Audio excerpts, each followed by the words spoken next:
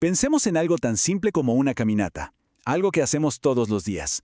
Ahora, ¿y si esa simple caminata pudiera convertirse en una herramienta poderosa contra una de las enfermedades más temidas? Bueno, hoy vamos a sumergirnos en la increíble historia del Wolin Qigong, que muchos conocen como la caminata contra el cáncer.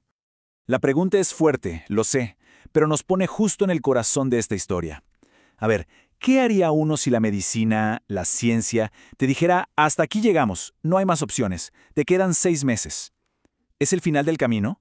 ¿O es el comienzo de uno nuevo? Y esa pregunta se la tuvo que hacer Wolin. Y su historia no empieza con una gran maestra de Qigong, para nada. Empieza con una talentosa artista, una pintora, que un día recibió básicamente una sentencia de muerte de sus médicos. Hay que tratar de imaginar la situación, ¿eh? Para la década de los 60, Wolin ya llevaba más de 10 años en una batalla constante contra el cáncer. Hablamos de múltiples cirugías, tratamientos que iban y venían, y nada lograba detenerlo por completo. Y fue ahí, después de todo ese desgaste, que los médicos le dieron la noticia más dura que se puede recibir. Y para que veamos la dimensión de su lucha, miren esta línea de tiempo. Esto no fue algo de un día para otro. La cosa empezó en 1949, con un cáncer de útero. Más de 10 años después, en el 60, el cáncer ya se ve extendido a la vejiga, y para finales de esa década, después de 6 operaciones, el pronóstico era terminal. 6 meses. Eso era todo. Pero, claro, rendirse no estaba en sus planes. Y aquí es donde la historia da un giro espectacular. Justo cuando la medicina occidental le cerró todas las puertas, ella decidió buscar una llave distinta. Y la encontró volviendo a sus raíces más profundas. Con una fuerza de voluntad que ya la quisiéramos muchos, se negó a aceptar su destino. Rebuscó en su memoria y recordó las enseñanzas de su abuelo, que era un sacerdote taoísta, y se zambulló de cabeza en ese conocimiento ancestral, en los textos antiguos, en el Qigong. Y ojo, que esto no fue un acto de fe ciega, para nada. Fue un proceso de investigación súper metódico.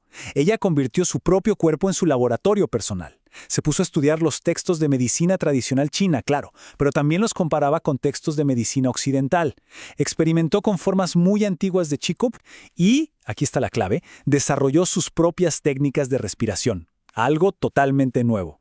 Y de toda esa dedicación, de esa mezcla de sabiduría antigua con experimentación personal, nació algo. Nació una práctica que no solo le salvaría la vida a ella, sino que terminaría ofreciendo una nueva esperanza a millones de personas. El resultado fue, para muchos, simplemente increíble. Practicando su nuevo método 2 horas al día, religiosamente, el cáncer de Wolin entró en remisión. Y no hablamos de años, no. Lo logró en solo 6 meses. Exactamente el mismo tiempo que le habían dado de vida. Una locura. Entonces, a ver, ¿qué es exactamente este Wolin Qigong? Pues en esencia es un sistema que une 3 cosas. Caminatas lentas, con mucha intención, una respiración muy específica y controlada, y movimientos suaves de los brazos.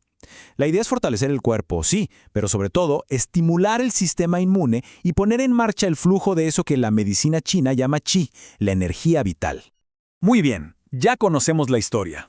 Ahora vamos al meollo del asunto, a la parte práctica. ¿Cómo funciona esto? Bueno, los pilares son 2, la respiración y el movimiento. Pero la verdadera magia, el efecto terapéutico, está en cómo se coordinan a la perfección. Para entenderlo, primero hay que hablar del famoso Qi. A ver, en la medicina tradicional china, el Qi es como la energía vital que fluye por nuestro cuerpo. Imaginen que son como ríos. Cuando esos ríos fluyen libres, hay salud, hay equilibrio. Pero si en un río se forma una presa, el agua se estanca, se pudre y ahí aparece la enfermedad. El objetivo del Qigong es básicamente dinamitar esas presas y hacer que el río vuelva a fluir con fuerza. Y aquí está el motor que mueve todo. La respiración Shi-Shi-Hu. La llaman respiración del viento por el sonidito que hace. Es muy particular, fíjense. Son 2 inspiraciones cortitas y seguidas por la nariz que suenan algo así como chi, chi, y después una expiración larga y completa, el hu, que es un suave hu. Pero lo crucial, la clave de todo, es cómo se junta esto con el movimiento. A ver, vamos a visualizarlo. Se da un paso adelante. Justo en ese momento se inhala 2 veces rápido. Shh, shh. Al mismo tiempo, los brazos se balancean de forma natural hacia el mismo lado del pie que avanzó. Y ahora, al dar el siguiente paso con el otro pie, el cuerpo gira un poquito y ahí es cuando se suelta todo el aire. Un paso, shh, shh. Otro paso, Es casi como un baile, un ritmo diseñado para llenar el cuerpo de oxígeno al máximo. A ver, Guo Lin podría haberse guardado este descubrimiento para ella. Ya se había salvado, pero no lo hizo. Y aquí es donde su historia personal se transforma en un movimiento global, en un verdadero legado de esperanza. A partir del año 71, ya recuperada, se fue a los parques de Beijing y empezó a enseñar su método. Y hay un detalle que es fundamental. Lo hizo gratis, de forma totalmente gratuita. Compartió lo que le salvó la vida con miles de personas que, como ella, estaban buscando una luz de esperanza. Y el impacto fue brutal. La cosa explotó. Para que nos hagamos una idea, a principios de los 80, menos de 10 años después de que empezara, se calcula que más de 1 millón de personas ya practicaban su método solo en China. Fue un movimiento que creció de boca en boca, de persona a persona, de un parque a otro. Y hoy su legado es mundial. Lo que empezó como el experimento de una mujer en un parque de Beijing ahora se practica como terapia complementaria en hospitales y centros de tratamiento de cáncer en todo el mundo, desde China y Japón hasta Estados Unidos, Canadá y varios países de Europa como Suiza o Alemania. Y para terminar, creo que este antiguo adagio taoísta captura la esencia de todo esto. Pensar en una sola cosa para olvidar 10.000. La práctica te obliga a enfocarte solo en la respiración, en el paso, en el movimiento, y al hacer eso silencias el ruido de las otras 10.000 cosas, el miedo, la ansiedad, la preocupación, permitiendo que el cuerpo se concentre en su propia capacidad de sanar. La pregunta que queda flotando es, ¿cuánto poder real tenemos todavía por descubrir en esa conexión tan simple entre la mente, la respiración y el cuerpo?